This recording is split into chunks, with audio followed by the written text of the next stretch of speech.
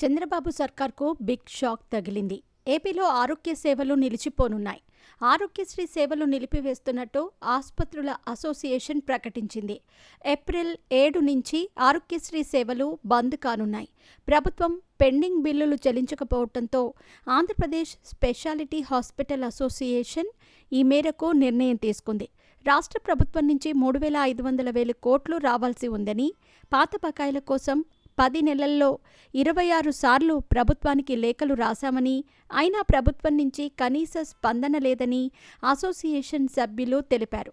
రాష్ట్ర ప్రభుత్వం నుంచి 3,500 కోట్లు రావాల్సి ఉందని, ఆసుపత్రుల ఆర్థిక పరిస్థితి బాగోలేదని, ఇక మీదట ఉచిత వైద్య సేవలు అందజేయలేమని పేర్కొన్నారు. ఈ క్రమంలోనే ఆరోగ్యశ్రీ సేవా వైద్య సేవలు నిలిపివేస్తున్నట్టు ప్రభుత్వానికి నోటీసులు ఇచ్చామని సభ్యులు తెలిపారు.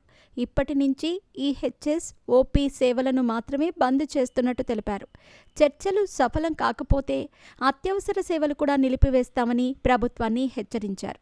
మరోవైపు ఆరోగ్యశ్రీ సేవలు నిలిపివేస్తామని స్పెషాలిటీ హాస్పిటల్ అసోసియేషన్ అల్టిమేటం జారీ చేయడంతో ప్రభుత్వం అప్రమత్తమైంది. అసోసియేషన్ సభ్యులతో చర్చలు జరిపేందుకు అధికారులు రెడీ అవుతున్నట్టు తెలిసింది.